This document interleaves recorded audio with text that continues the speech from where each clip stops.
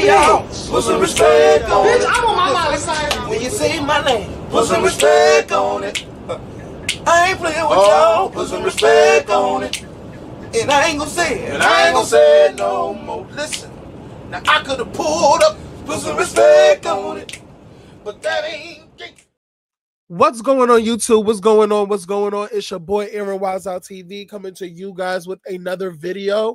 I am on my main channel right now. First of all, let me just get this out the way. Y'all, when I tell y'all my sinuses is acting up at this very moment, I am so stuffy in the nose, it's ridiculous.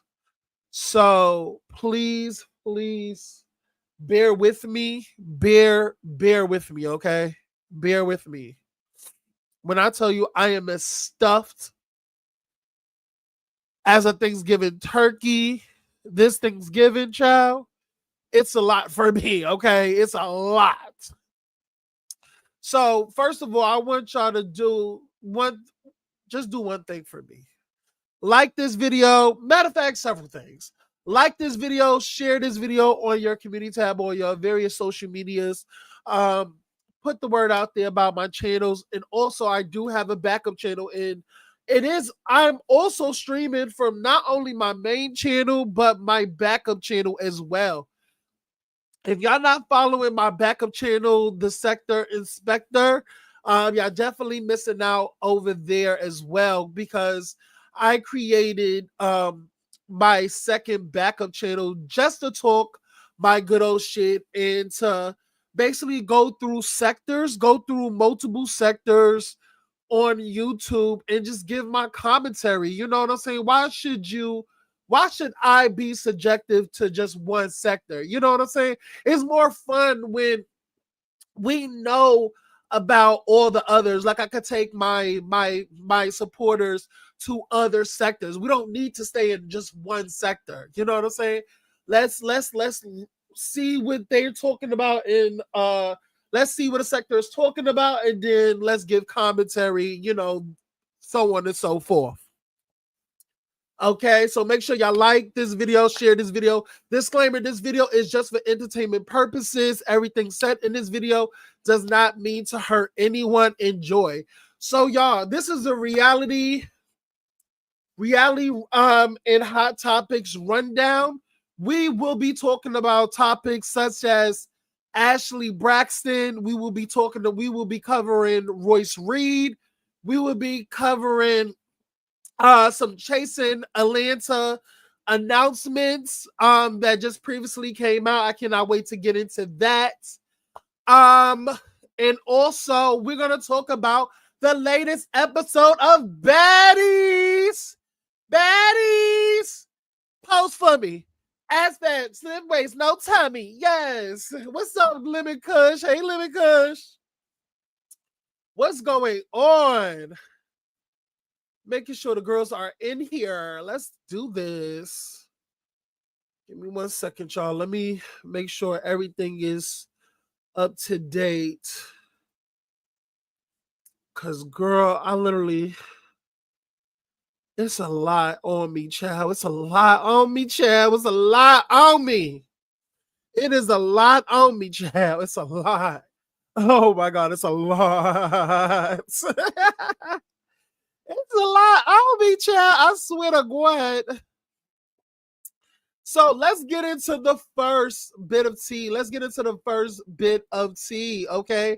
Let's do that. Let's get into the Ashlee Braxton story. We're going to touch on that first. Give me 1 second, y'all. Let me get my shit together, honey. Make sure I got all my ducks in order, okay? Let me get into Instagram. Let me go to my Instagram because I have it in my little save archives. You know what I have to do. Y'all know what I have to do. Okay? And that's what on the period. Yes. Oh, so I do not have it on here? Are you fucking serious? I do not like that. Let me go to my Twitter. Because I could easily, like, hit it up, but But yeah, let's not do that. Give me 1 second, y'all. I'm trying to pull a motherfucking shit up now. Give me 1 second, Booka Butts.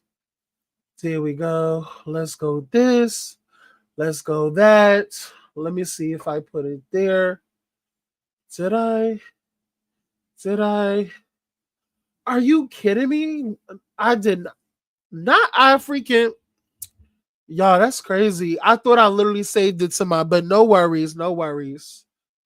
Let me go to my girl Ashlee Miller because she also quoted. Shout out to my girl Ashlee Miller. She's been doing her shit. Give me 1 second. I'm going down. I'm going down. Going down in the building. Yes.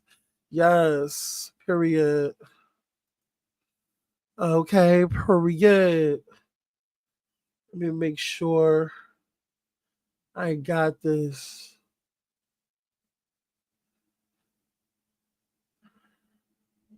Is it not right there? Like, what the fuck is going on? Should I? Let me get this. Let me get this. I think she replied to. Okay, that's what she did. She replied to the tweet. Got you. She replied to the tweet. Give me 1 second. I think I gotta scroll all the way down. We scroll all the way down, child, because it's a lot we gotta get through, y'all. We got a lot. Um.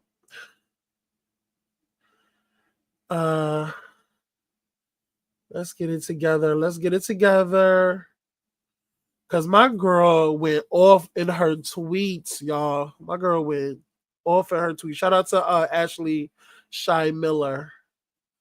I'm trying to get into the things of the things of the things. Okay. Give me 1 second, y'all.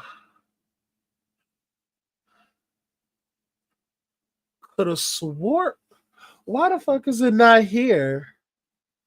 She literally just quoted it. Like, are you serious? Okay, then I'm gonna just have to do this because what I don't like to have happen. Hey to everybody that's coming in. Hey Judge. Hey Judge. Hey Boo. We're gonna get into Ashlee Braxton. We're gonna get into that. Okay. They said the final story. Okay, there we go. Which one is it? Which one is it? Is it this one? Yes, it's this one. Hey, there we go. There we go. All right. Let me put this down. Let me move this. Let me move this.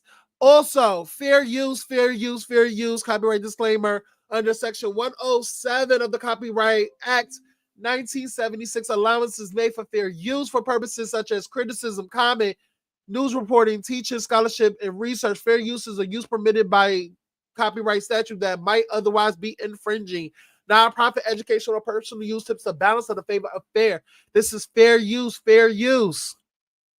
Now I'm going to share my screen real quick. I'm going to share my screen. Okay, Booka Butts. Now let's move this. Let's move that. And let's get into some things. This is Ashlee. So mind y'all, just for like backstory. So this is Ashlee Braxton. She is the niece of she's the niece. Well, actually, she's the daughter of Michael Braxton. That is the son. That is the, I think it's the only son in the film of Evelyn Braxton, the Braxton, you know, Tony Braxton's brother and all the other sisters. So yes, that is his daughter. This Ashlee is his daughter. So she's telling her story about how her family cut ties with her due to her being inappropriate text messaging one of her aunt's husbands. So let's get into that, and we're gonna fast forward because we don't want to be here all fucking day. No shade. Let's get into it, y'all. Okay, so I want to tell a story today, and that story is about how one of my aunts in my family do not talk to me because they think that I, at the age of 16, did something with her partner at the time. And I have been a nervous wreck to talk about something like this and to tell this story. A, because of my family. B, because I don't want people, it's not to hurt people to tell my story. But at the same time, I've been working through this so much in therapy. And this is something that goes way deep to my core in terms of worthiness and how I feel about myself. And it's been such a journey. And it's that moment of my life where I have to like fully confront it and face it and talk about it, but talk about it because I also want to shed light for the women and the men and anybody who has gone through something like this, where you were underage and something in that sort of manner happened. Yes, y'all, that is the sick part. That's the sickest part, that the girl was 16 when this all happened, about these inappropriate text messages towards her aunt's husband. Now, I'm not trying to be messy, but the tea has been falling out since this video dropped. So the tea that I got is that it was, so the culprit, the aunt in question is definitely Trina and Gabe. Y'all remember Trina? Y'all know Trina. Uh, and y'all know Gabe, her husband, who passed away due to cancer. He had cancer, and y'all know that he treated her very badly on the show. So she's gonna talk about it. So yes, y'all. So keep in mind, the tea already spilled that is Trina and Gabe. Okay, so let's keep it going. In terms of that sort of word of abuse. And I feel like I have to be careful with what I'm saying here because I don't want to be banned from talking about these situations, but also we kind of have to talk about it. I'm also not very good at storytelling, and I'm new to all this, and I'm also trying to get ready at the same time and tell a story. And I feel like the story is quite complicated and detailed, so like bear with me here. But yeah, so one of my aunts does not talk to me because I guess she felt like I did something with her partner at that time, and nothing happened. But I'm gonna try to tell this story quickly and also not name any names. And so I was with this aunt for the summer with my sister, and I can't remember how much time had passed since we were there in the summer for a little bit of time to when we got home.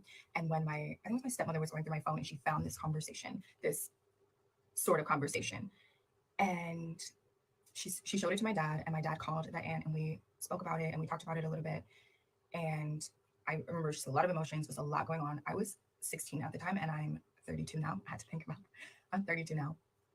And so, oh my God, it's been 16 years. This is wild. Anyway, okay. So yeah, my aunt was there for me. She was very kind and very nice. I was like, I'm so sorry that this happened to you, blah, blah, blah, blah. And not blah, blah, blah, but she was very kind and it just felt like safe. But then as the years have gone by, it's like that mood and that assumption that I didn't do anything because I was a child was not that assumption anymore.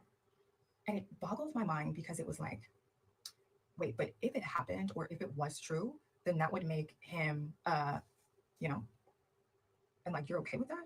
Like, that's what you would like to hear. And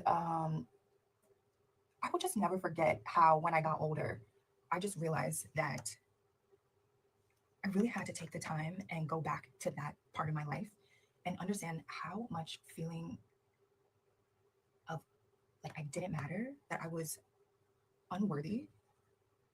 It just felt like love from my family was just cut off and gone. And you're like, but wait, that guy? And it made it even worse because it was like, wait, this guy that was doing this to you on TV, and like it's kind of in cohorts in the same spirit of what was happening, not in the same cohorts in the same spirit, but like, you know, I like it's so painful. And I know that the ladies, the men, the everybody who has experienced this sort of feeling when your family doesn't believe you, or when you're at an age where you shouldn't have been put in that situation to have to navigate it.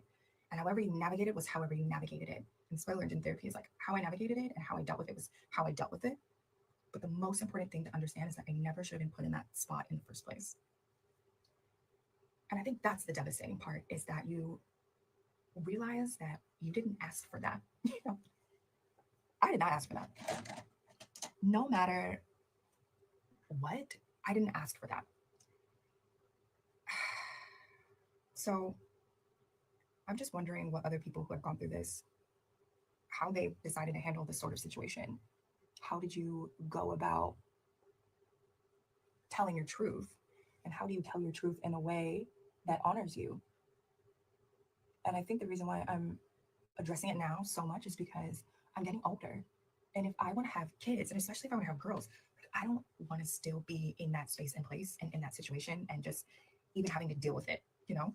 And so next year I'm planning to go to the US and I'm planning to like confront a lot of things because my sister passed away. Like I fled the country because I was needing to save my own self and my own life. And when I say all of this, this is not a dig to my family member because it's really sad that she also was put in that situation of having to deal and having to handle. That's not her. Like, I don't wish that upon anyone either. You know, there's sympathy there. But there's also so many other aspects of it when you're a child and you're like denied a voice. It's pretty much been like a lifelong battle for me.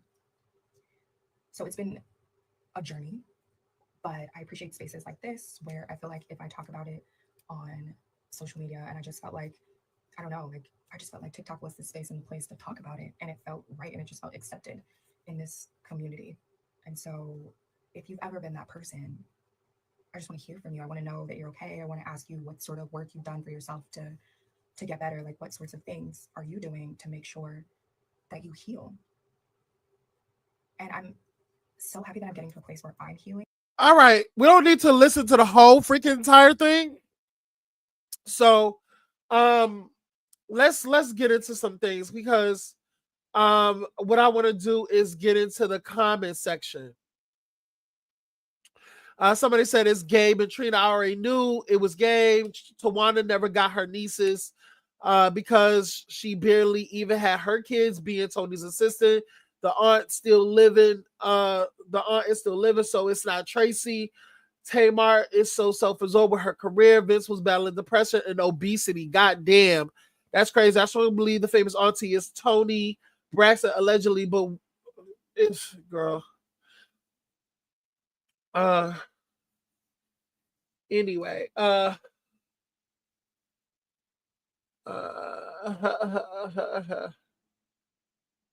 let me just say this. Let me stop sharing.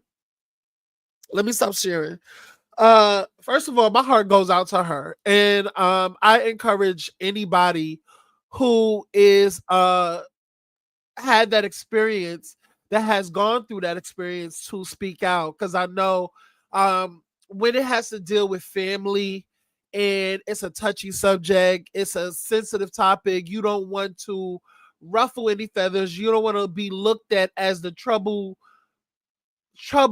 someone in the family or put a bad name on your family. It's just, and as someone who was 16 at the time, and her doing the she should have never been in that situation. She's definitely right. She should have never been put in that situation. And it was just so crazy to hear her speak about that experience and how Trina was so,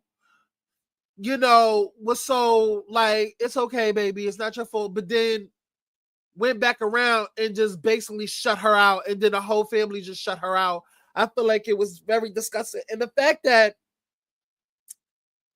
it's crazy how I'm also thinking about it because I feel like that's why Michael wasn't on the show a lot of the times. Like her father name is Michael Braxton. I feel like that's why he wasn't on the show, because of the fact that he had to stand in a united front with his daughter. And the fact that his other daughter passed, that, y'all remember the daughter that passed away? I don't know how she passed, maybe due to sick, or she probably got unalived or something. I don't allegedly, I'm not too sure. I probably have to research it, but for her to recollect and go back and just go through the details and the intricate details about that situation and her seeking therapy. I want everybody who is either going through something or experiencing some mental anguish, or they're in not in a, they're not in a position to fully wrap their mind around or explain or go through the proper channels to heal themselves, to seek therapy. Honestly, I'm glad that she told her story. It just really makes, you know what, and this is, it's so sad that it's literally the Black community. You know, oftentimes in the Black community, when we're young, we're taught to like not bring it up no more. Don't talk about it. You know what I'm saying? And then that person, that child is left in such confusion, and they internalize and they blame themselves. And it's sad that, you know, the mother, you know, it's sad that the aunts and nobody did nothing. The fact that she had to move, she had to remove herself and go to a whole nother country, like that's kind of weird. Like she literally left the US. Like she literally left the US um to get away from her circumstances, and it's just sad. Like I don't wish that on nobody, and like we really got to do better in the Black community, in my opinion. I thought it was drug related. Oh, child, I don't know. Probably, I don't know. But hey, Lily J, hey boo. Yeah, I just, it's sad. It's really sad. But I'm glad that she, you know, got out her story. I think there's another story with her. Let me see. I think there's something else with her. They said clarify saying nothing physical occurred. Yes, so she's basically letting it be known that um nothing physical happened with her uncle, but Gabe was actually sexting her. She said her aunt was very sympathetic at the time, but then changed over the years. Yes, and then then she was then blamed for what occurred. Yeah, she was being told she was old enough. That's crazy. That's very trash. That family has to heal. That family, the Braxton families, it's a lot going on with them, and gross. Like I encourage any child to get away from that family. You know what I'm saying? Anybody that tells you to not speak on something because you're going to disgrace or bring down the family's name, bullshit. Bullshit.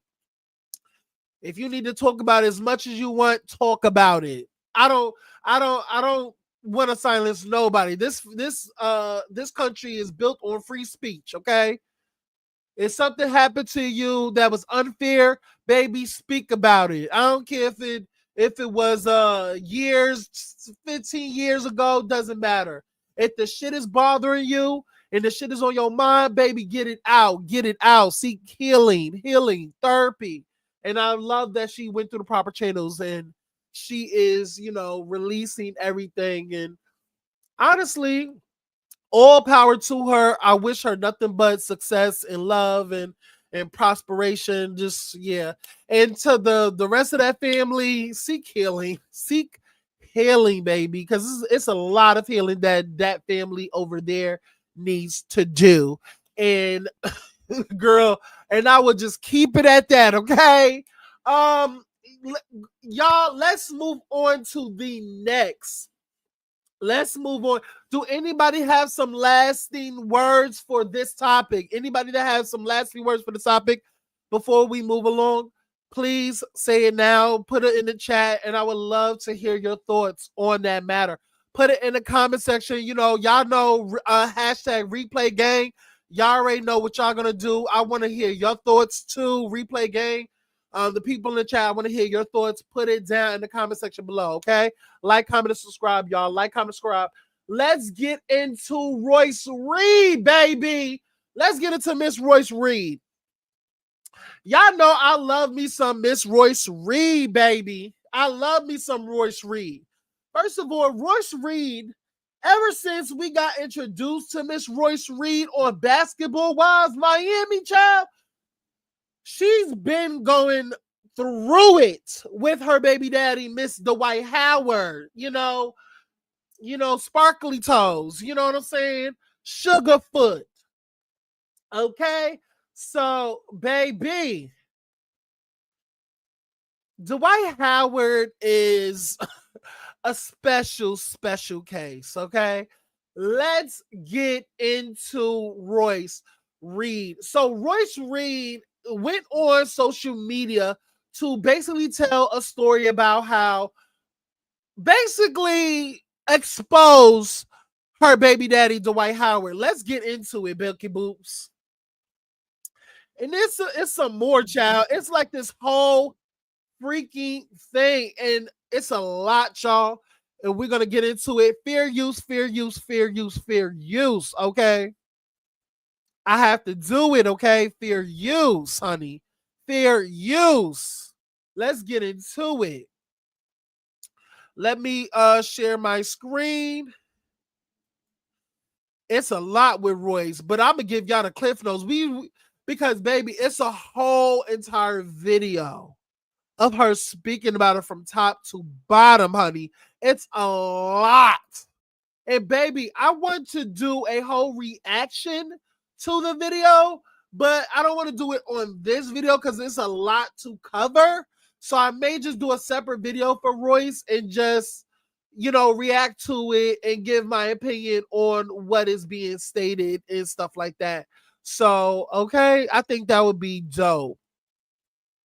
So let's get into Miss Royce Reed from Basketball Wives and what she has to say about her weak ass baby daddy, DL baby daddy, gay baby daddy, allegedly. All right, let's get into it. I walk into a conversation that is being had with my 12-year-old son about sex.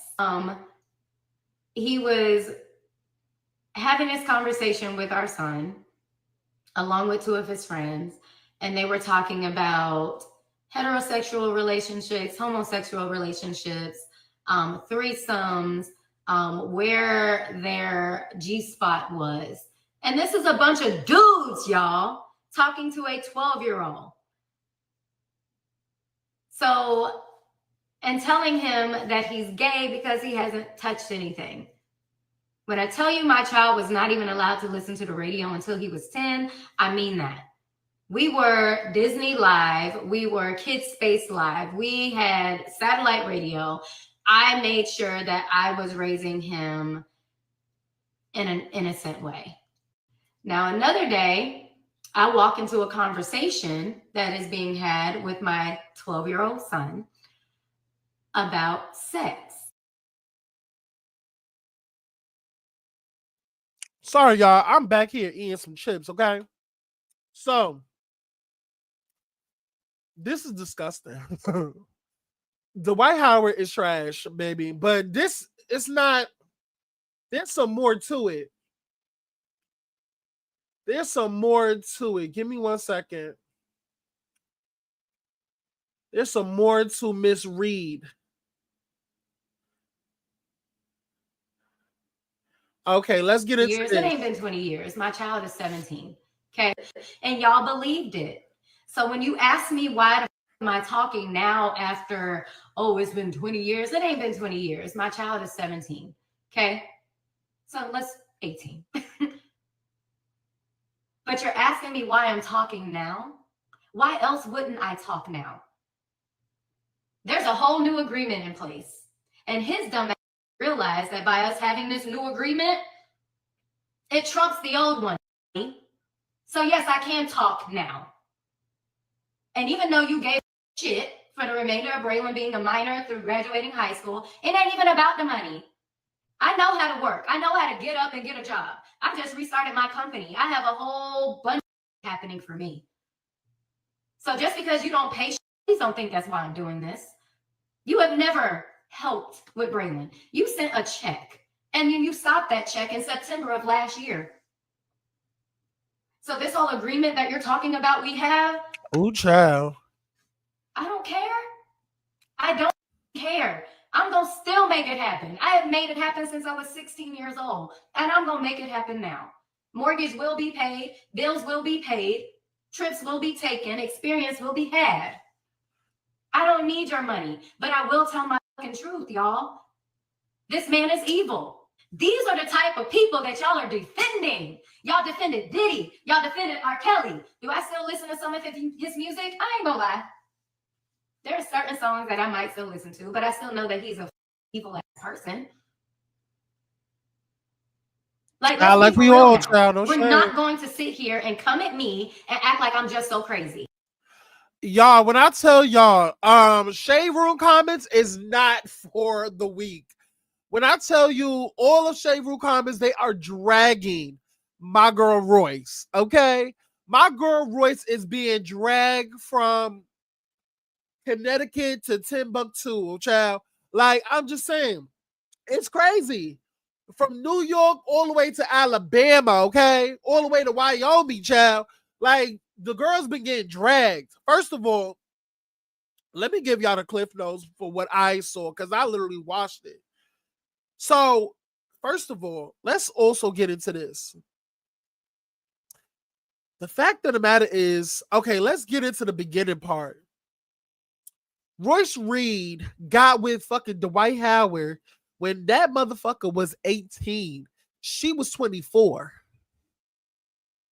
She was 24 years old that got with an 18-year-old, had sex with the dude, and got a baby by him. My girl Royce has never made great decisions, okay? Never made great decisions, by the way. So also, y'all, she goes on to let the world know that this motherfucker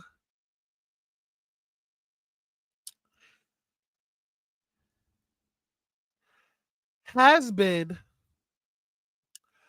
touching on her son. Has been touching her son. Yes. Yes, y'all. So, she also let it be known that, baby, her son is not the only one being touched on.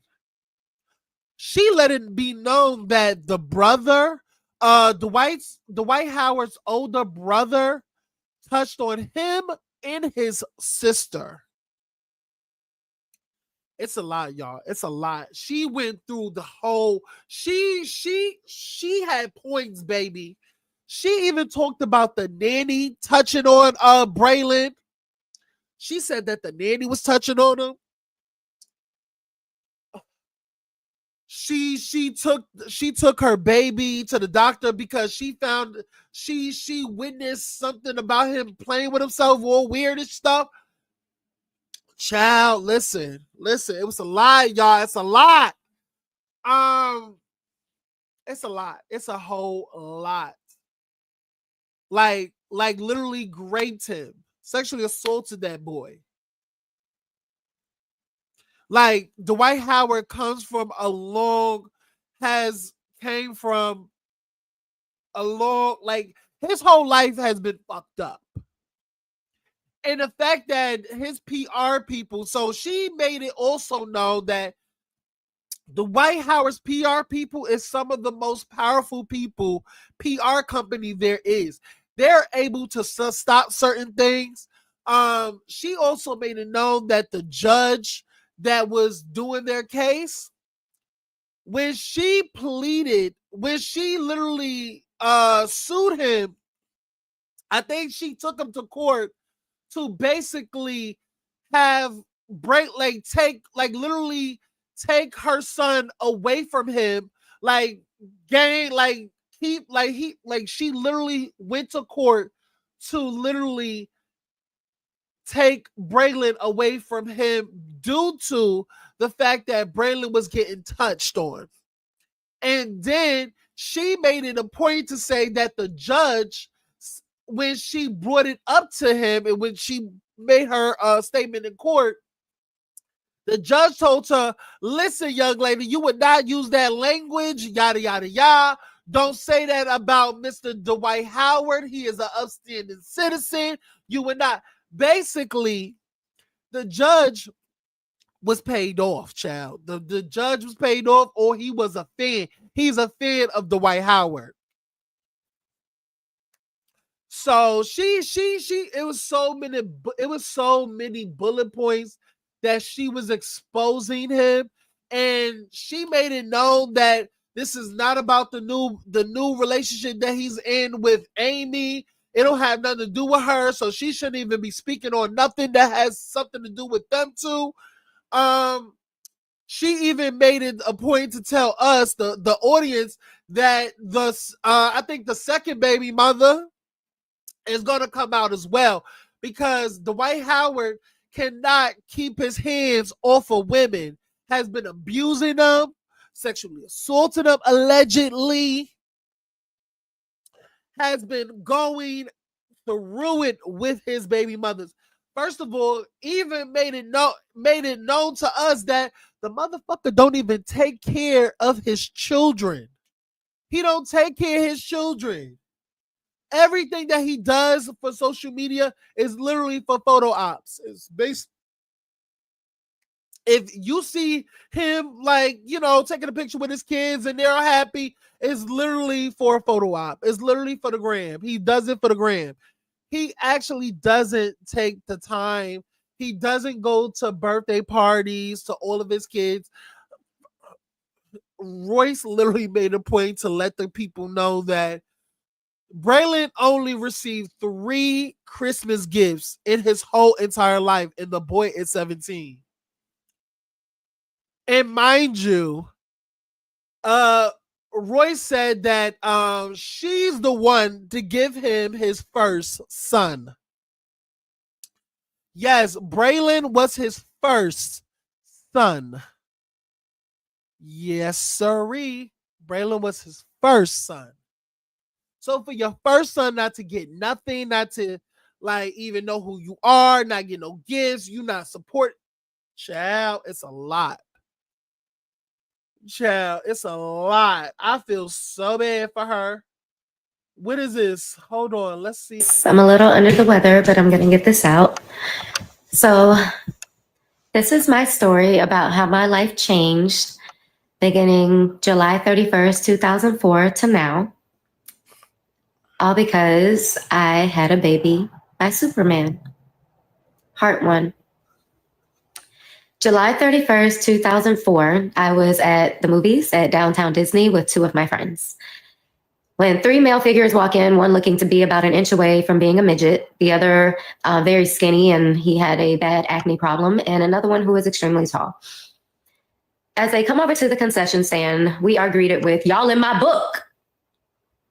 Our response was, "What book?" He goes, "My yearbook." I then respond, "No, sweetie, I'm grown." He goes, "No, my magic book. Y'all used to dance with the magic." Oh, yes. He's like, "I'm the rookie." Oh, hey, that's how that went. Okay. And he was talking about, "Oh, y'all not dancing this year, that we left them with the Lion King." It was a bunch of nice teas and goofiness, and that was it. He still had braces. It was nothing. So we go to see The Notebook, and they go to see something that I used to think was Transformers, but it was something along those lines. I don't know, maybe iRobot. I don't know. Anyway, about 10, 20 minutes into our movie, I go to the bathroom because I am now in a full-blown argument with my then boyfriend, who is breaking up with me because he is swearing that I'm at the movies with a dude. Obviously, I am not. But he was very insecure, and it was just an ongoing thing with us. So we broke up that day, and I was devastated because, what? I got dumped. Anyway, walk out the bathroom, and Superman is sitting there on the bench. And he goes, "No one should ever make you cry like that." First of all, I feel like this is the wrong video. This is literally the beginning video. We're not doing that. We are not doing that. Hey y'all, it's Royce. And due to a lot of recent occurrences that include lies, fabrications, false accusations, threats, etc., I realized that it's about that time for me to tell my story from the beginning to now. Unfortunately, someone keeps calling my bluff. And when you're an ant fighting an elephant, the only way to eat an elephant is bite by bite. Therefore, I want to let you know that I am a true Cancer zodiac. I told you to leave me alone. I told you not to fuck with me, yet you still do. So, because of that, I am not Michelle Obama. When they take it low, I do not take it high. I take it to hell. And now, you're going to get what you asked for. I had a baby. Okay, I don't think this is that. First of all, give me 1 second. Attention to certain traits. I did start paying attention to what he was telling me versus what was being done. So his sister and him coming on my live yesterday and commenting, and I'm so happy I didn't see it because I was just so into speaking. I'm so happy I didn't see it because had I probably would have said a lot more, such as their older brother molesting them. Okay, I'm just going to put it out there. And y'all might be like, oh my God, did she just say that? Yes, the fuck I said it, because the same thing happened to my son for 5 years and nobody did shit. Okay? So when you're dealing with a family who has had sexual assault and molestation in their family and they hid it, they went to church. Heal my son. Okay? And it was a half brother, so it wasn't the mother's son, it was the father's older son. But finding out about all this stuff, and I've heard it before, but I didn't hear it necessarily in depth when he was crying on my shoulder about things that had happened to him and his sister. I kept it. But then when it started happening more and more and more, and now you're trying to basically be quiet and you're trying to act like it didn't happen. There was an entire interview that was done about this brother and how much he loved him and everything. You go on Google or you go on Bing or whatever these little search engines are, you don't see them shits. You don't see them at all. All those stories have been wiped clean. So when people tell you that something is on the internet or when something is on the internet, it's on there forever, that's a fucking lie. Money can get shit removed, okay? There is not one story about that brother anymore. But yes, that is the brother that molested his sister for years. And they still sent her to spend time with him during the summer. The only time that that brother went to jail was when he molested his own daughter. And she told. People are mandated reporters, okay? That's why his ass finally went to jail. It wasn't because of what he had done to the brother, him, his sister, none of that, because they believe God can handle it, all right? So for 5.5 fucking years, my child was molested. And I knew it. I threatened the nanny. Well, let me not say threatened because like I said before, I promised her if I found out that she was doing something to my child, we're going to have a problem. Child.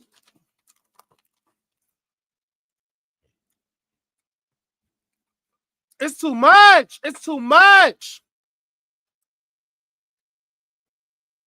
Y'all see this shit? Yes. Oh, wow is right. Oh, wow is right, Lemon Kush. The fact that this all happened under his supervision. Mind y'all, this is all happening under his care while her son is with him. So everybody's like, oh, why didn't she go to the court? She definitely did, y'all.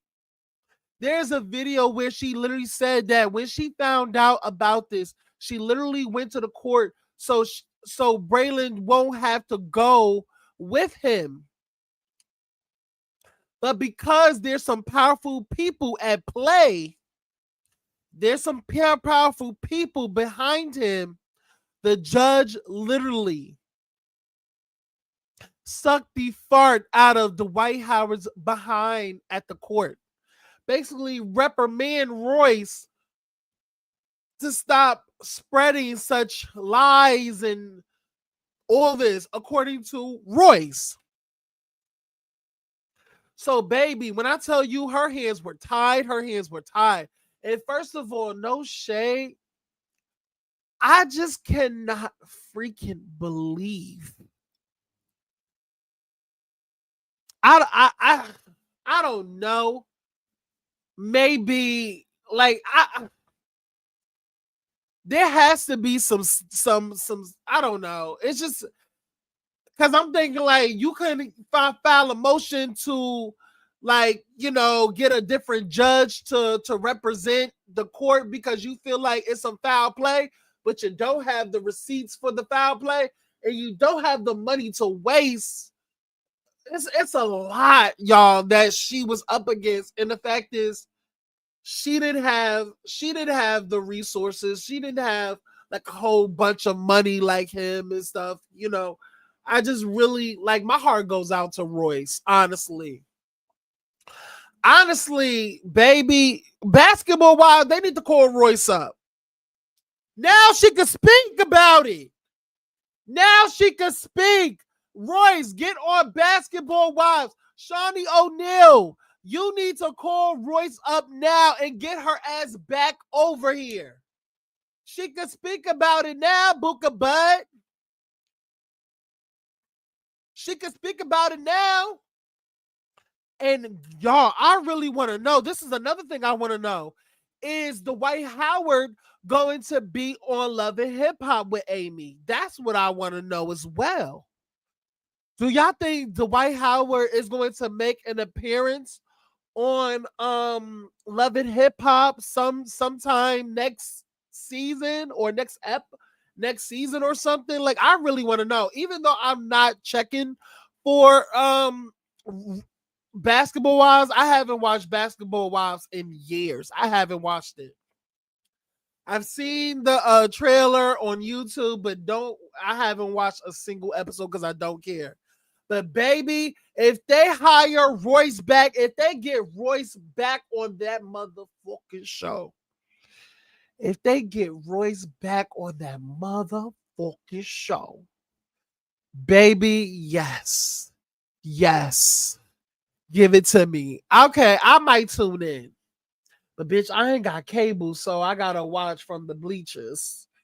But anyway, yeah, y'all. Like, honestly, I think that is going to be tea of her dragging him from the pits of hell.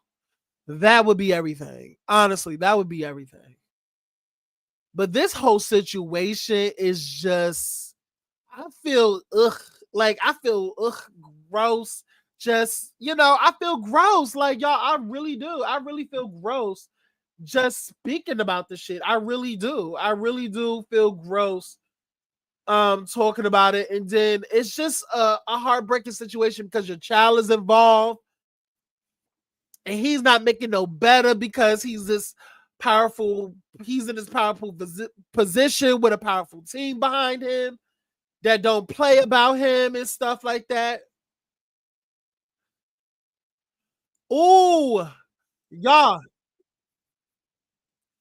Oh, child. Let's get it. First of all, do y'all remember this? Let me share this video.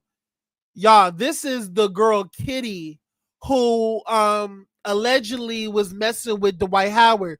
This lady is a transgender. Kitty is a transgender. He was messing with a transgender named Kitty. Let's get into that. Do y'all remember this? Let's get into that. Everybody's missing the fucking point. The point is a fucking pastor. Somebody that's supposed to encourage, uplift, love, pray. Is calling me a fucking faggot in a wig. Telling me I'm going to die. Telling me to watch my back. Telling me that they are having me watched. A pastor. A pastor. A pastor.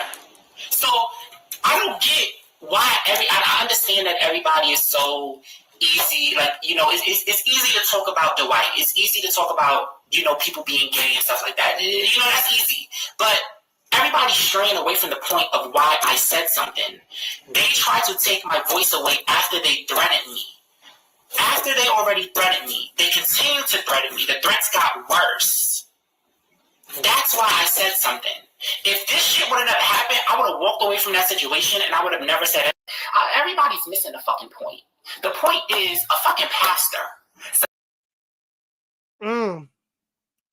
I mean, it looks like Miss Kitty, the transgender, and Royce is basically saying the same thing.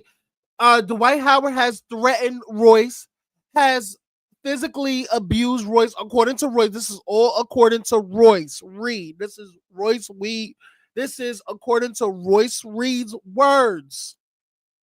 Okay? That Dwight Howard has physically abused her, threatened her, all these things, even sexually assaulted her.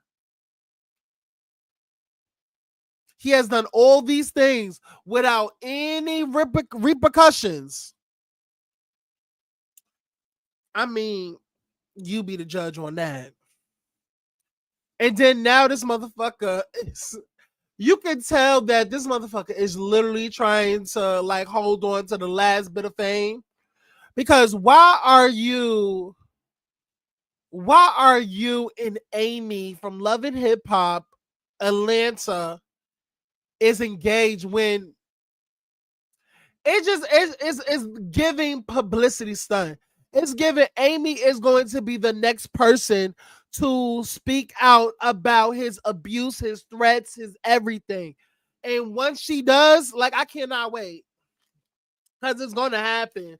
Something is going to happen with Amy. I don't know, child. And the fact is, Amy got a bigger platform, child.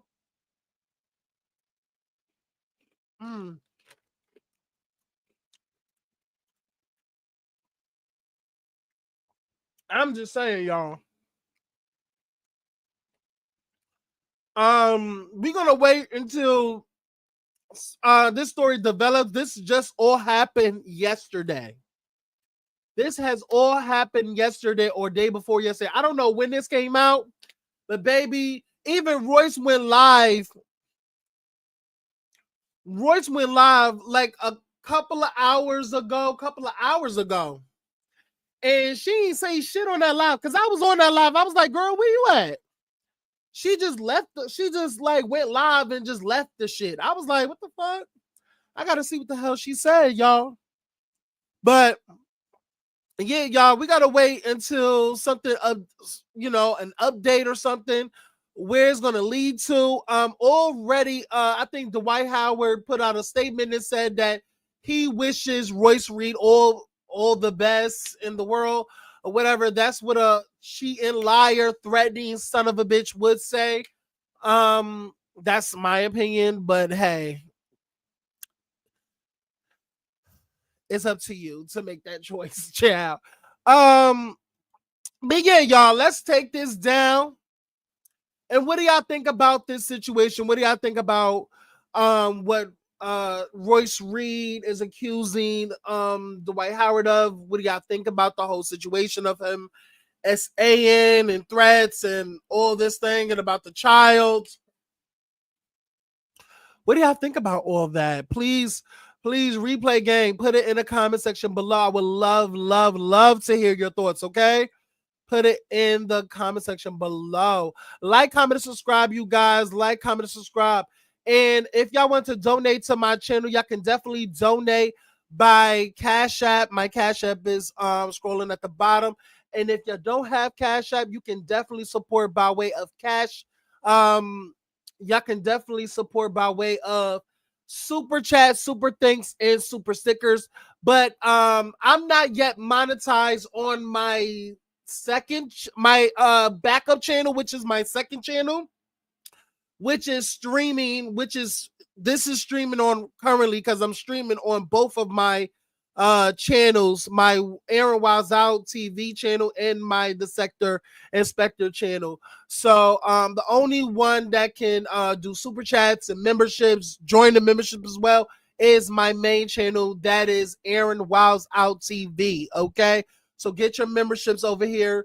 Definitely get your if you want to donate, you could definitely send a super chat, super thanks, and super stickers. Okay. All is appreciated and humbly welcomed. Okay, it's not mandatory, but I really appreciate the support, you guys. All right, let's go on to the next topic. We're going to talk about chasing Atlanta. Now, this is for the girls that don't. This is for the girls over there on both of my channels, the Aaron Wiles Out TV and the Sector Inspector channel. If anybody does not know that I am in the LGBT web reality sector, where we review web reality shows such as Chasing Atlanta, Gemini Films, the once G Status, and so many others. There's so many rinky dink ass web reality show productions that is coming out and is currently filming at the moment. Shout out to the real girls of Houston, the hot girlies of Houston, who have the shitty quality. But anyway, that's why I'm not reviewing it, because the quality is so horrible. Like, I cannot get through it. Like, if the quality is bad, I cannot muster through bad audio, bad quality. It just fucks up the whole experience for me. So if y'all don't know, Chasing Atlanta has been put on a pause since season 6. I believe it's been a year. I feel like it's been a year since Chasing Atlanta has been Chasing Atlanta season 6 has premiered. It's been a year so far. They didn't have a reunion. I think it went up in smoke. A lot of shit went down with them. And now, at this current time, Dario, who is the producer of Chasing Atlanta, well, he is the founder and the creator of the Chasing reality platform. Shout out to Dario. I definitely met him in Atlanta when I went to Atlanta. Shout out to Dario for still doing his big one. My Miss Girl is coming. She's like, listen, we went back to the drawing board. I know the web this is how I'm thinking that she's like, talking. She's like, listen, I went back to the drawing board, ladies. I dotted my I's, I crossed my T's.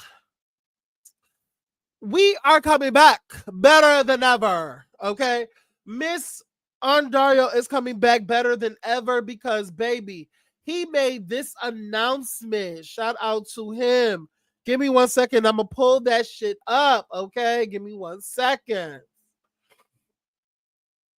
Give me 1 second, honey. Give me 1 second. So my baby literally put out this announcement, and I think it was 5 days ago. It says 5 days ago. So my girls put out this. Shout out to Chasing Atlanta, Chasing Reality. Surprise incoming. Yes. Yes. Yes. Period. So, yes, y'all, Chasing Atlanta is currently casting. Chasing Dallas is currently filming. The girls over on Chasing LA is casting for season 3. The weakest of all of them, Chasing Orlando, is unfortunately coming back for a season 2.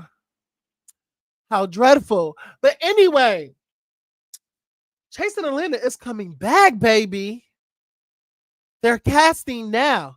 And baby, we got more freaking news, which I'm freaking excited about. I'm freaking ecstatic about, because baby, Chasing Atlanta not only let us know that Chasing Atlanta is coming back and casting, but they got a new producer. They got a new co-producer, an editor, and so much more.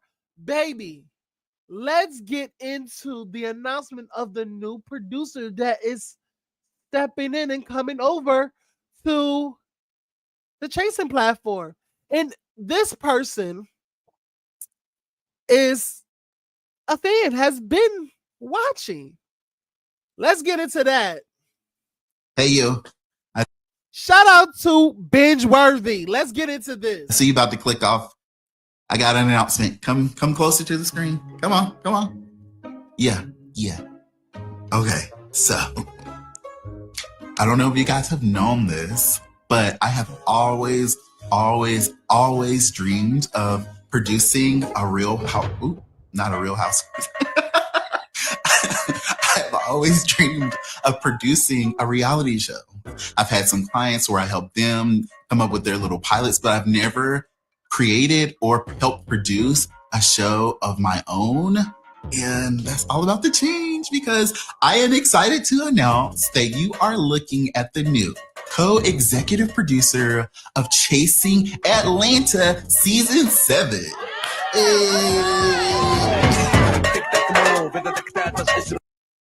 First of all, let me give my opinion on this exciting news. First of all, of course I'm fucking excited. Like, of course I'm excited because I have watched Binge Worthy's videos. His name is Justin. Justin. I have been watching Justin because y'all know I'm a fan of Real Housewives of Atlanta, anything Housewives, and his content is basically Housewives driven. So Binge Worthy has been a fan of web reality shows, Chasing Atlanta. He's been a fan. And it's really amazing that Binge Worthy is now the co-producer, the co-executive producer of Chasing Reality Season 7 of Chasing Atlanta. I am actually so excited for him. I think he's going to do wonderful. I'm not gonna say I have high hopes for him. I'm just going to basically just wish him all the best. And I think this is a new situation. And I believe also he's going to be editing as well. I want to see what his editing style that is, his edit style is definitely different than Ondario's. So if y'all look back at his Ondario's editing for the shows, is very crisp, very clean. But Binge Worthy's is kind of like the same thing, but different. I feel like Binge Worthy has yet to edit a reality show. And I do think that this is going to be a challenge for him, in my opinion. But I think this is going to be a beautiful challenge for him, because knowing that he loves reality TV, and I think he knows what's going to make good television.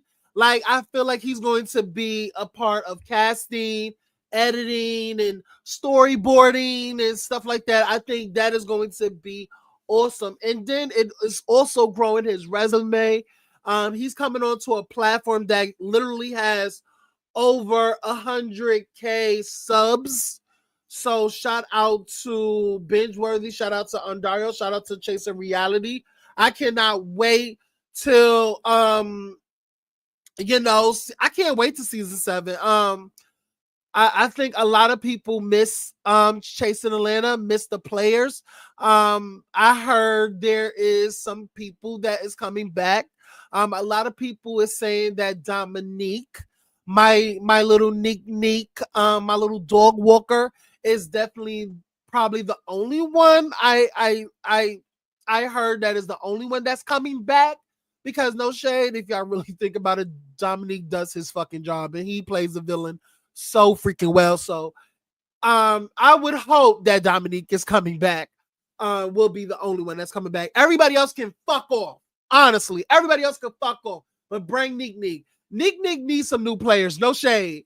And I think it would be good. I cannot wait. I really cannot wait for Chasing Atlanta. I cannot wait for Dallas because my girl Sean from Chasing Dallas season 4 and season 5 is definitely going to yeah, he was on season 4 and season 5. Yes. Sean, my girl from the Let's Kiki panel, Sean, he said that, he assured all the girls that Chasing Dallas is going to turn it. And y'all know my girl is in Dallas. He's around that, and he was also a cast member. So I trust his I definitely trust him, his opinion. And no shade. When Sean talked about Chasing Dallas season 5, he was really not excited about this season. And I can definitely understand why, because the season was a little trash, no shade. The girls wasn't doing what they have to do. The girls was arguing, the girls was being prissy little bitches, and throwing little fucking temper tantrums. But yeah, hopefully the casting goes great, binge worthy. First of all, Justin Diego is so fucking cute.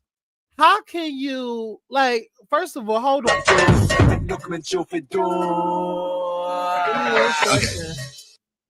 First of all, how can you, like, look at him? He is so fucking cute. I love his bald head. I love his beard. He gives heavy chest. Like, he looks like he smells amazing.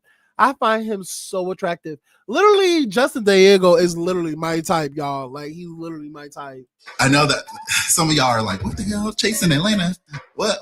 And then some of y'all are like, what? Justin Diego about to make Chasing Atlanta binge worthy? You know what? Hell yeah. Hell yeah. Yeah. You know what? Hell yeah. Yeah. I don't know. This is something that I have been wanting to do forever. Like, Ondario has created this brand called Chasing Reality, and there's Chasing Atlanta, there's Chasing Dallas, there's Chasing LA, and now there's even Chasing Orlando. And I have been looking at him just build this empire from the very beginning, and I've been inspired by him. And I don't know, like, I've always been like, damn, what am I gonna do? Am I gonna host a reunion one year? Am I gonna, like, edit one episode? What am I gonna do? What am I gonna do? And I was never really ready. So yeah, when I started hearing about the possibility of them bringing back Atlanta.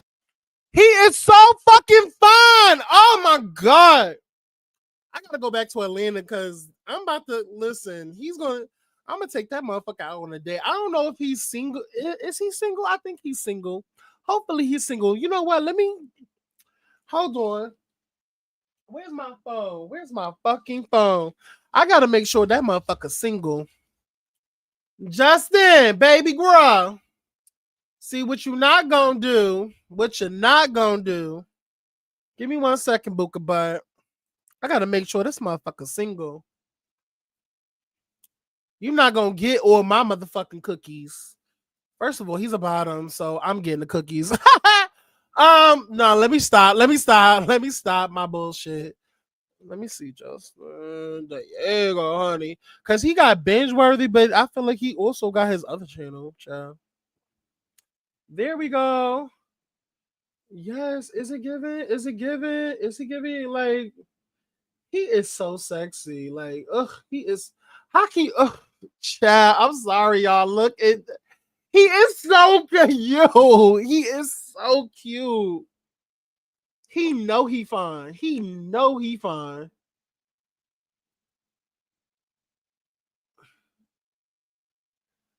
Oh yeah, he is definitely giving. Yeah. No shade. I'll buy him breakfast, lunch, and dinner, my nigga. Like, no shade. No shade. No shade. He could get my whole check with his fine ass. He just knows he fine. Not me just scrolling through his Instagram. I'm just scrolling through this motherfucker's Instagram.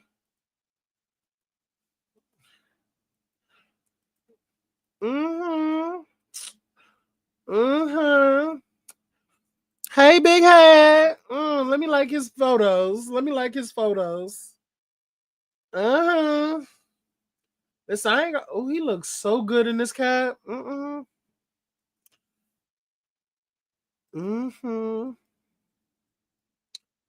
Yeah. Let me see. His face is just never declines. His face is top tier. He is so good. And he knows he smells good. That motherfucker fine. That motherfucker is on bookie time. He know he fine. Okay, I'm gonna get off his I'm gonna get off his thing. Let me get off his thing. And I was like, I can't wait anymore. I have to be a part of this new season. So yes, I'll be helping with editing, casting, and we are going to put together the best season of Chasing that you guys have ever seen. So get ready, because in 2025, you're going to have so much more to binge watch when Chasing Atlanta returns for season 7. And I don't know, just thinking about it just gets me so excited, because we got Housewives returning and you got Chasing Atlanta returning. Atlanta is about to blow up in 2025. I don't know about these other cities. I don't know what these other cities are doing, but Atlanta is about to reclaim its throne in 2025. And I honestly love that for us. Walk, Miss Honey. Walk, walk, walk. Bitch, walk. So, you know what that means. If you've ever wanted to work with me, you need to go ahead and apply right now. Maybe I should fucking apply so I could get some directions from Justin Diego. Like that nigga will get unlimited belly rubs for me. No shade.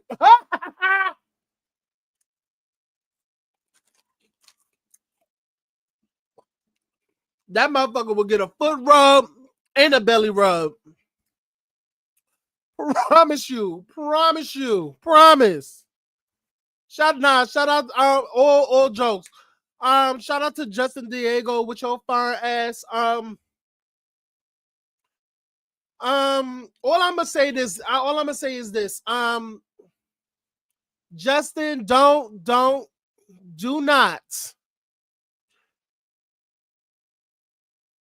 What I was about to say, do not promise what you can't deliver. Okay? Chasing Atlanta fans are not for the weak. Chasing Atlanta fans, the Chasing chat is not for the weak. The girls will ride your ass, Justin. Get into your DMs and pop you, okay? No shade, binge worthy. Justin, Diego. Listen up, Bookie Butt. Love you down. Love you down.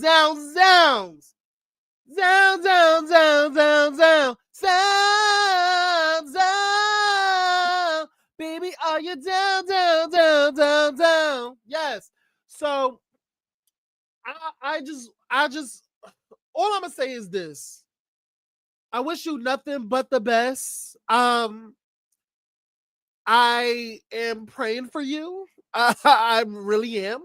I definitely think you can do this, and I'm not gonna say I have high hopes, but I just wish you nothing but the best, and I hope everything works out with this process and this new partnership and this, merging the two brands together. Shout out to you, shout out to Undario, shout out to Chasing Reality. It's going up. Listen, cause no shade. The web reality girls has been a drought. Some of the girls is not reviewing, Gemini Films, because Gemini Films is behind the paywall. Chasing Orlando was a flop. You know what I'm saying? Chasing Dallas season 6 was a flop. Was a complete flop. No, was it season 5? Was it season 5? Yeah, it was season. Yes, it was season 5. Yes, season 5 was a flop. Season 5 was a floppy flop. It was a floppy flop.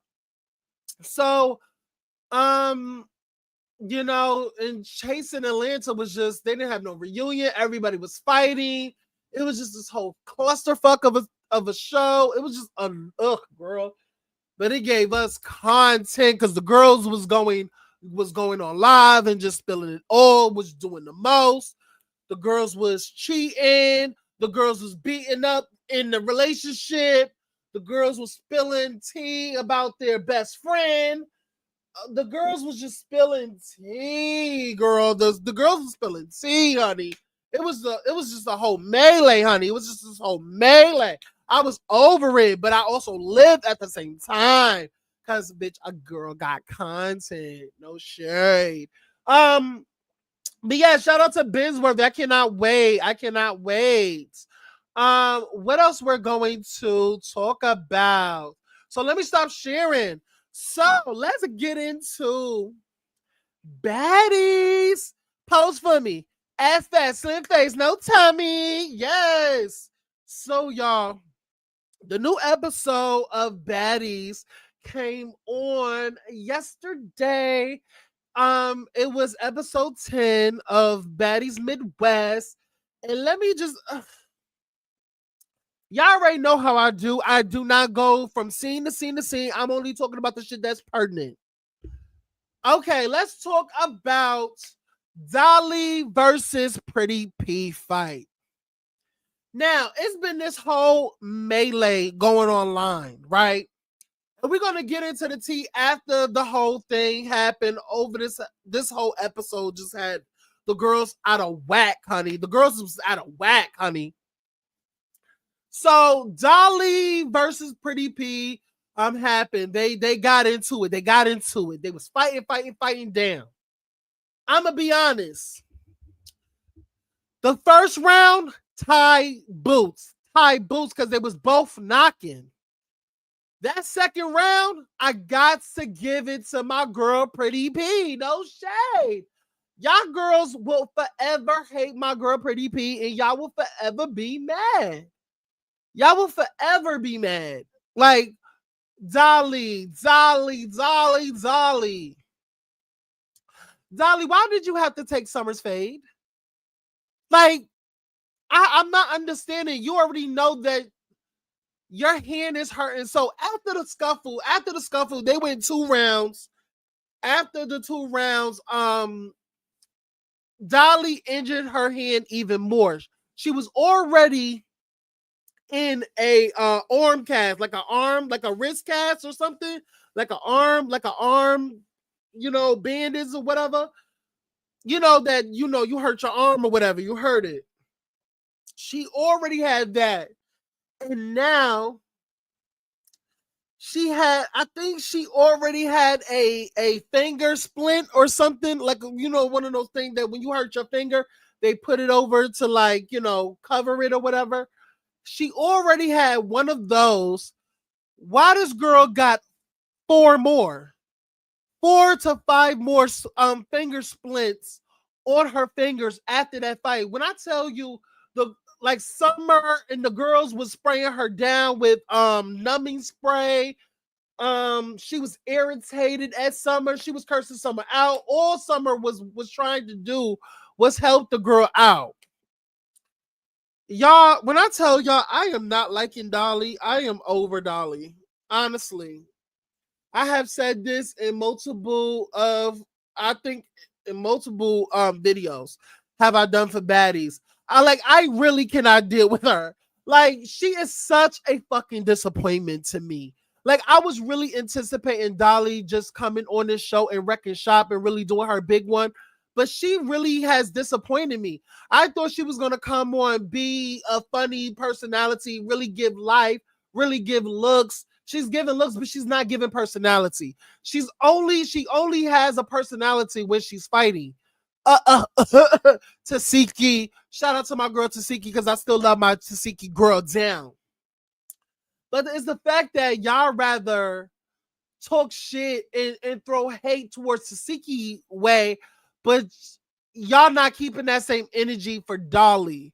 which is crazy to me. And then what I don't like about the fans that are doing now, they're making this is about color. They're making this about color, and I don't. Girl, I can't. Dolly versus Pretty P blew up on social media, y'all. Like blew up on social media because due to not only Tasiki but Tinkerbella and others saying that Pretty P whooped Dolly. Now Dolly went to her social media to basically clap back at those girls. So let's get into that. Give me 1 second. Let's pull up that because we're going to talk about that. Hey, Doc. Hey, what's going on? Let's get into that, Book of Butts.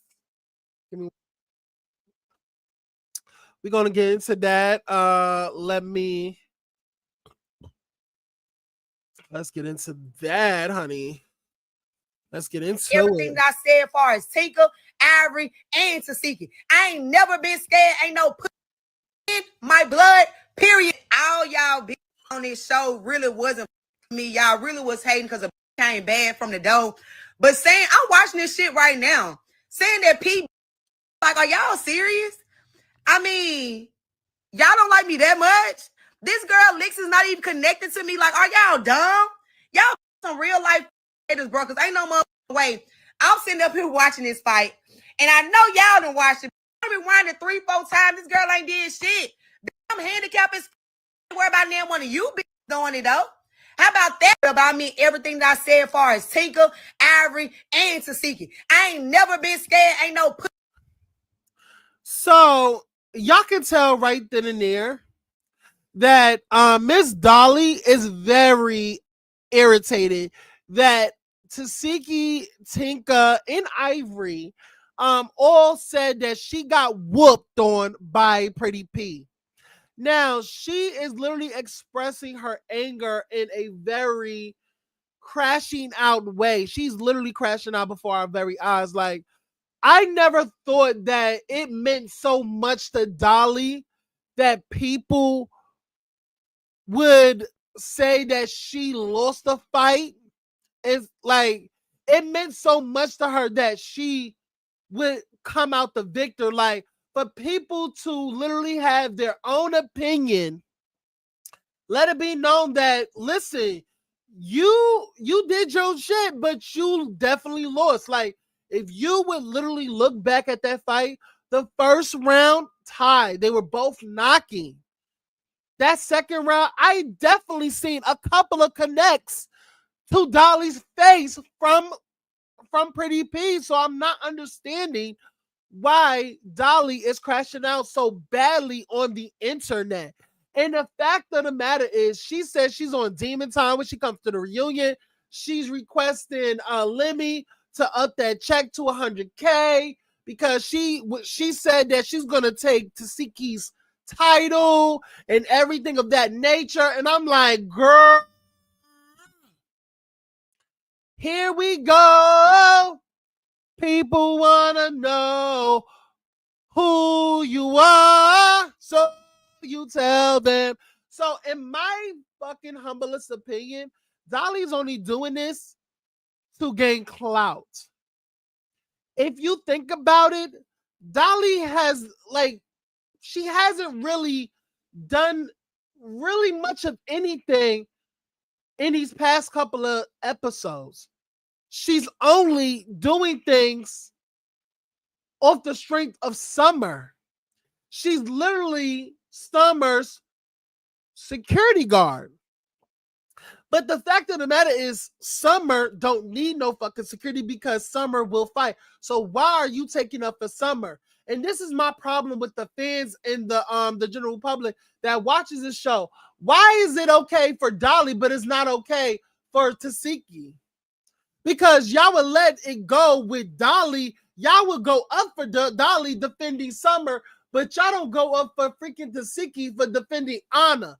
Y'all be like, I'm tired of Tasiki playing security guard, yada, yada, yada. It's such this double standard. And then what also kills me is that these motherfuckers on this internet and these fans and these CCs, they are trying to make it seem like these girls, the Tasikis, the Tinkas, are colorist against dark skins.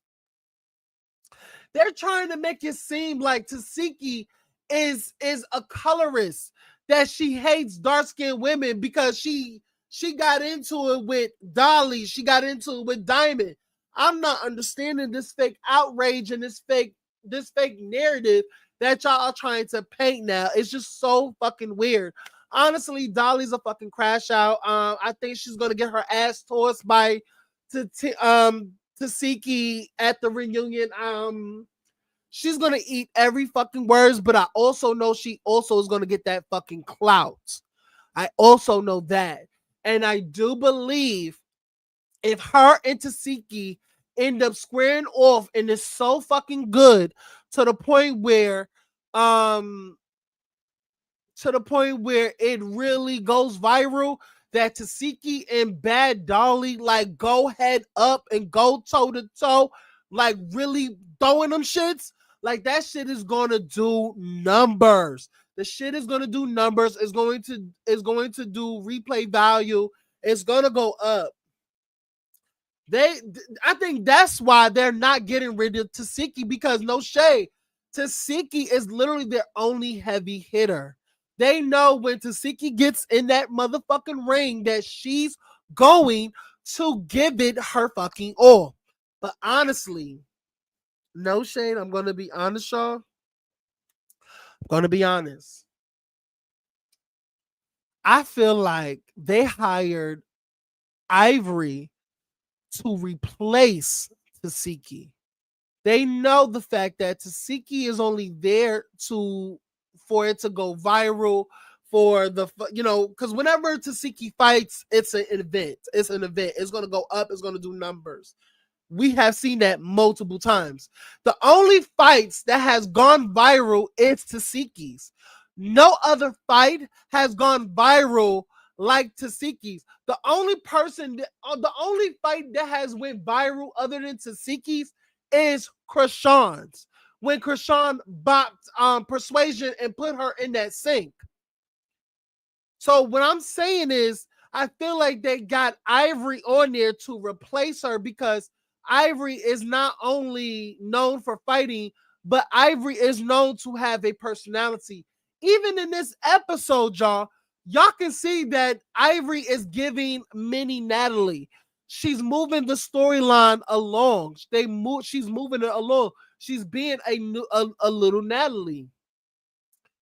She's instigating the fight. She's letting the girl. She's prepping up the girls. She's being a little Natalie. So I think Tasiki's appearance on the show is going to be limited, because now they got Ivory. I think they really like Ivory, and I think they're going to keep Ivory, because if Ivory, so that's the thing, because Ivory is pissed now. So she said that she's really going to crash out at this reunion.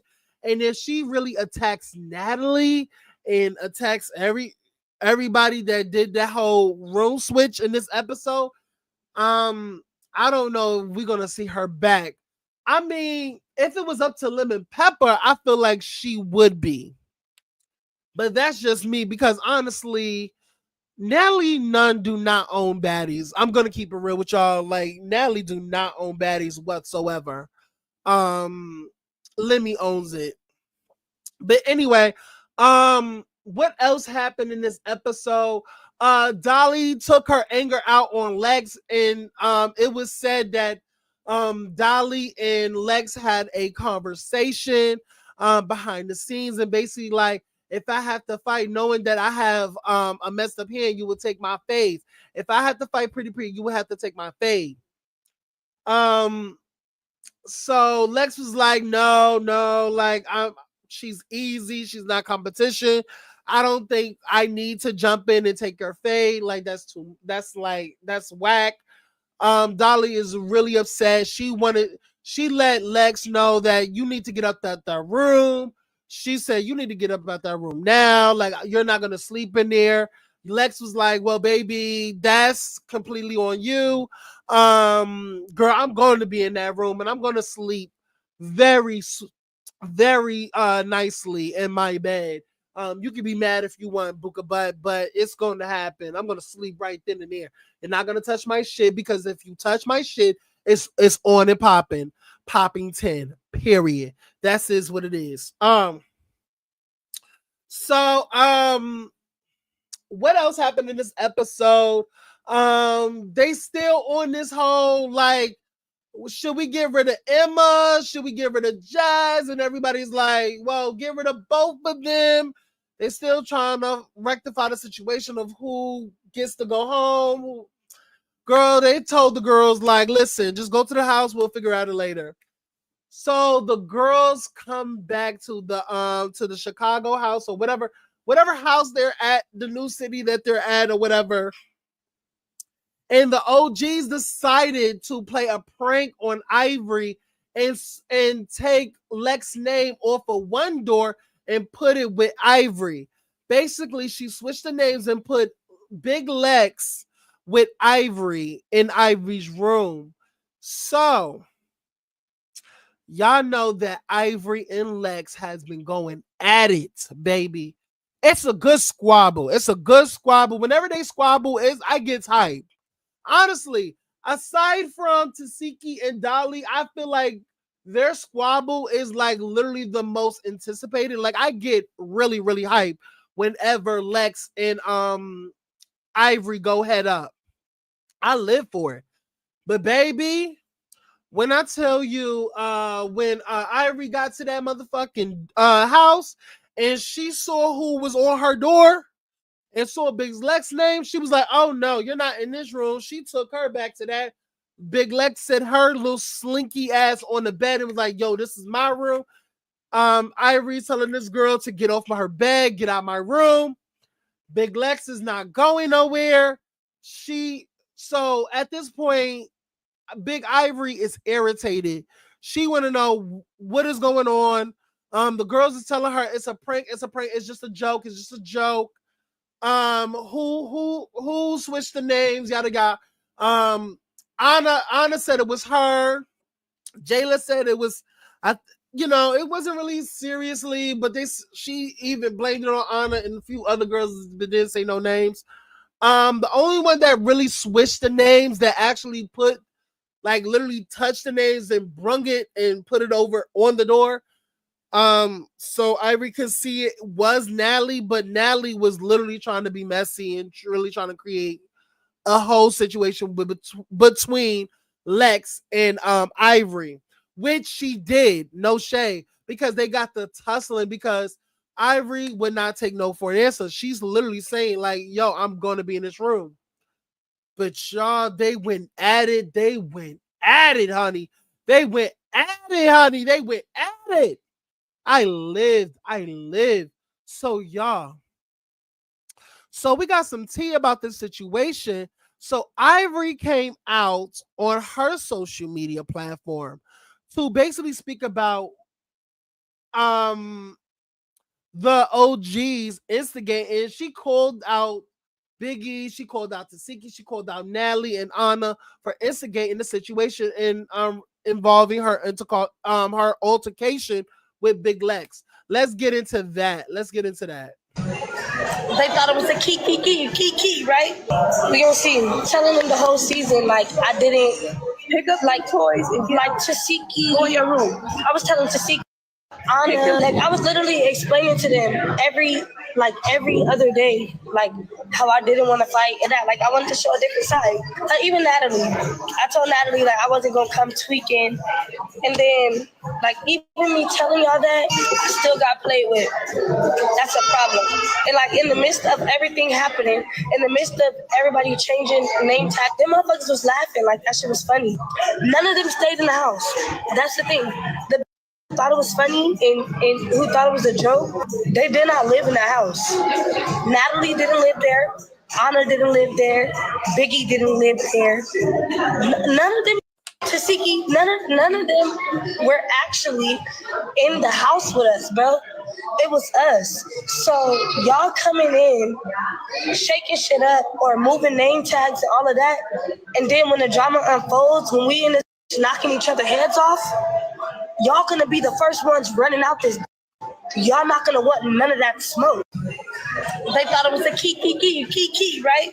We gonna see. Telling them the whole season, like, I didn't pick up like toys and like Tasiki. Go in your room. I was telling Tasiki, Anna, like I was literally explaining to them every other day, like how I did. Child, once Ivory explained what the situation was and she laid it out perfectly, I definitely understand why Ivory is pissed off. Like, the fact that she literally had conversations with each and every one of them and told them her mindset going into the house and telling them that she don't want to be the Ivory on Now That's TV, that she wants to show a different side. And the fact that y'all played in her face and y'all played on her time and tried to do some snaky shit and create some drama between me and this girl, like, we already fought it out. Like, we cordial. Like, we're not friends, but we're cordial. We're honestly in a space where we can be around each other. Like, in this episode, freaking Lex and Ivory was standing near each other. They literally fought like twice at the other house. So it's given very much like they fought, they move on. You know what I'm saying? No matter if either one of them got the best of each other, like they squabbed it out and they move on. Just like how men do, like we have to fight it out first and then we move on, like we're cool. But I feel like with them, they get a good squab going on and then they pay it. So I definitely understood where Ivory was coming from about calling the OGs out and them instigating a physical altercation with Big Lex. But also she also spilled the fact that Big Lex knew that it wasn't their house. No, not their house. Big Lex knew it wasn't her room. That a day prior, they already slept in the beds. They just did that scene. They literally just did the scene just for the cameras for them moving into the house. They did that for show. But they already was living there in that house. They already knew their rooms. So the fact that Lex played along with it, but knowing that it was actually, she knew, Lex knew it wasn't her room. It knew it wasn't.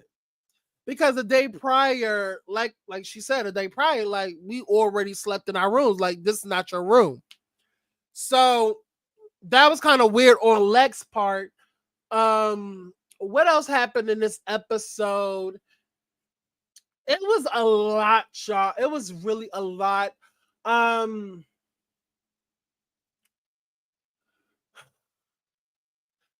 just really like pretty P for president, y'all. Pretty P for president. I love to see Pretty P get her flowers. A lot of people like literally, cast her away because of due to her grandma like face and her geriatric body and stuff like that. They kind of cast her away. They was like, oh, look at this loser, yada yada yada. And honestly, this is what we get. This is literally what we get. Because no shade, it's kind of funny that the three newbies, because before this season, a lot of people was excited for Summer, Dolly, and Lex. But it's literally funny how the tables is turning on them because Lex was a fan favorite going in. But because she's on social media saying stupid shit and her opinions and her ideology about certain topics is kind of like, you can tell that she's still young and stupid and, full of common shit. So she is speaking out of her ass. So a lot of the fans are like pushing off of Big Lex in a way. They like her, but they don't really go up for Big Lex the way they were when the show first came on. What else?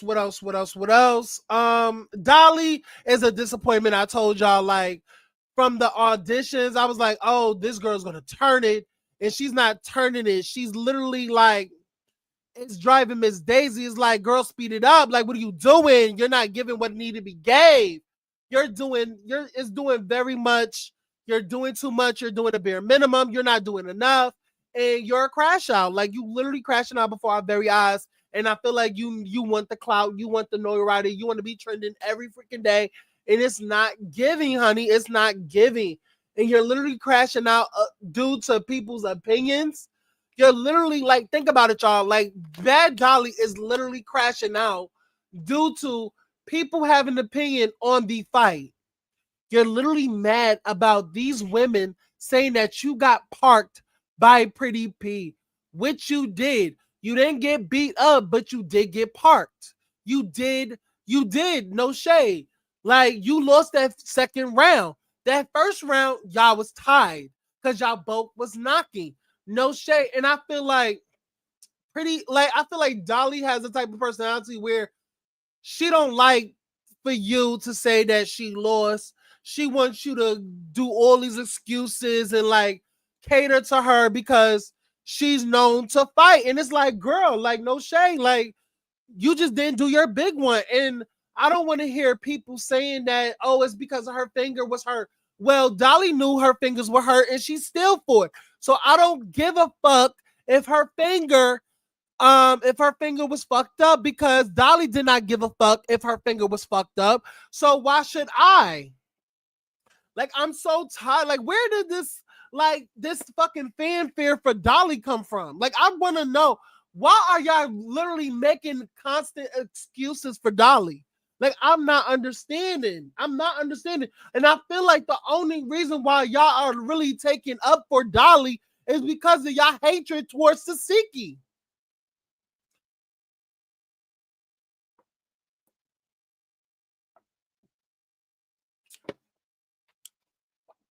Honestly, Dolly showed y'all what she's about. She's about fake storylines, fake love.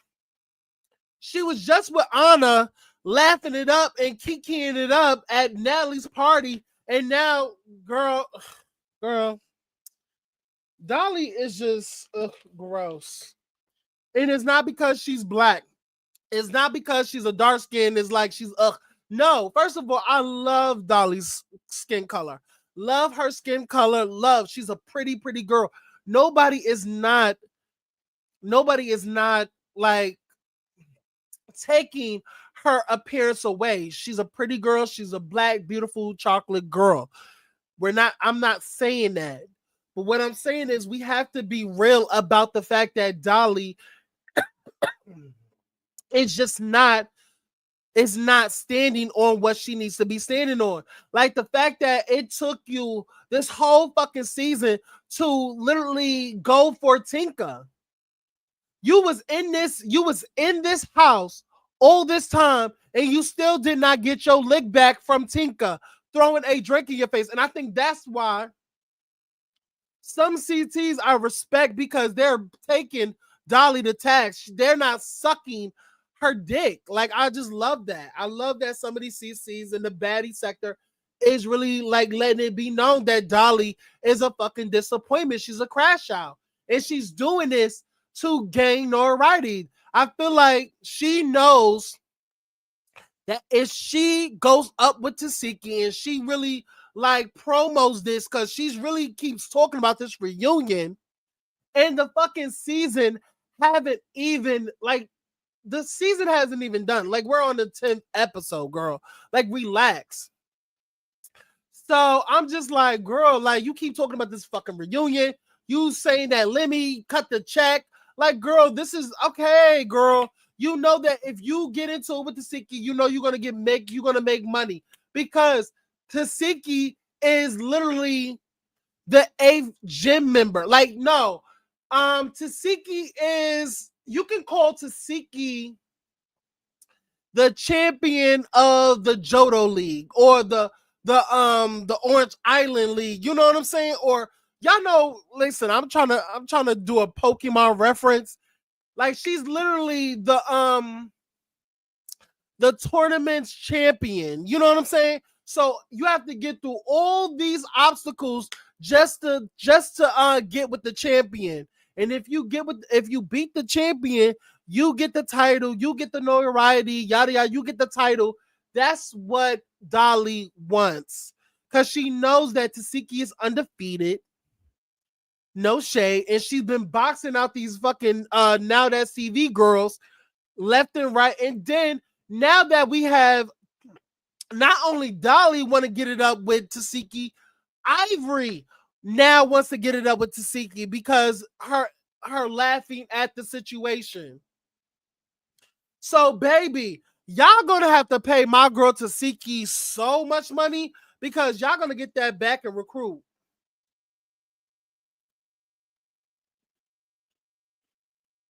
No dirt.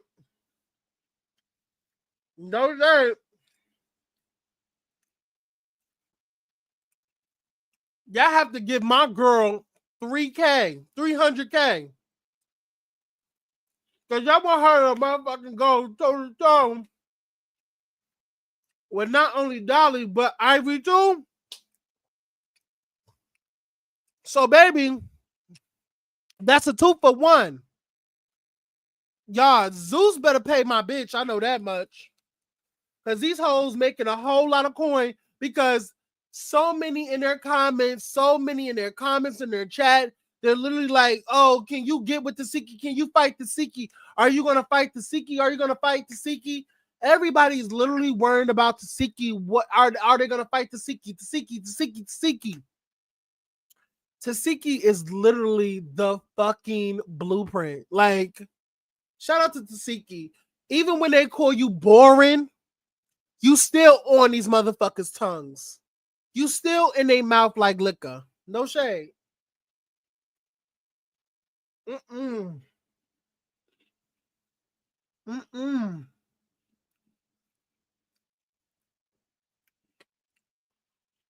Anything else? Anything else from this episode? I don't know if anything else happened, but that's the things that was pertinent. Shout out to Jazz. I really like Jazz. I don't want Jazz to go home. I like Jazz. First of all, shout out to Jazz for zinging the fuck out of Summer because she thought she was cute when Jasmine said, "Oh, she likes fast shit." And then Summer said, "Oh, you are for a slow bitch." Everybody was laughing, and then fucking Jasmine just zinged that bitch. Was like, well, bitch, every time I talk to you, I'm losing fucking brain cells, bitch. You dumb slow hoe. I was like, yes, bitch. Yes, eat her up, Jazzy. And no shade, I'm kind of getting tired of Summer. I'm not gonna cap. Summer is literally irritating me.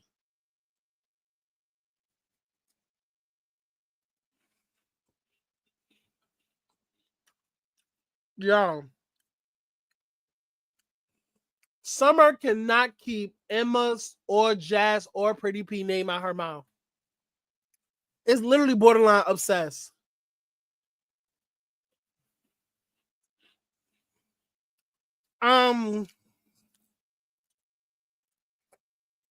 About the Emma situation, I don't really give a fuck if Emma goes or not. I really don't. I don't care. Condolences to her father because it's being said that her father got cancer or whatever. Sorry to hear that, Buka Butt, but you need to go the fuck home. You need to go attend to your daddy. Get the fuck off the show. Get off the show now. And that's all I have for the Baddies Midwest. This episode was okay. Honestly, it was okay.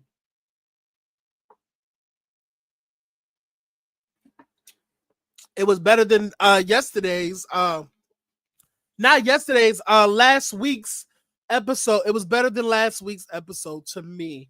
This was so much better, honestly, and I can't wait for more. That is all for this video. This is all for this review and this recap. I want everybody to like, comment, and subscribe to both of my channels, the Aaron Wiles Out TV channel, and also subscribe to my backup channel, my second channel, which is the Sector Inspector channel, where I go to different sectors and give commentary on it.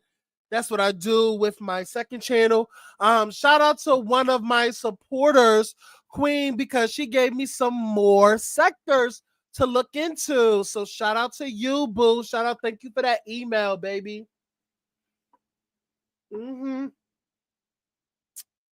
Yes. So like, comment, and subscribe, y'all. Follow both of my channels, Aaron Wiles Out TV and the Sector Inspector. Yes, like, comment, and subscribe. Join the membership over on my main channel, which is Aaron Wiles Out TV. And also you can definitely support by Cash App, super chat, super thanks, and super stickers, and so on and so forth. Okay. Shout out to y'all. Oh, sorry. And I will tune into the next video. Okay. Later, y'all. Bye. Hey, Tati. Hey, boo.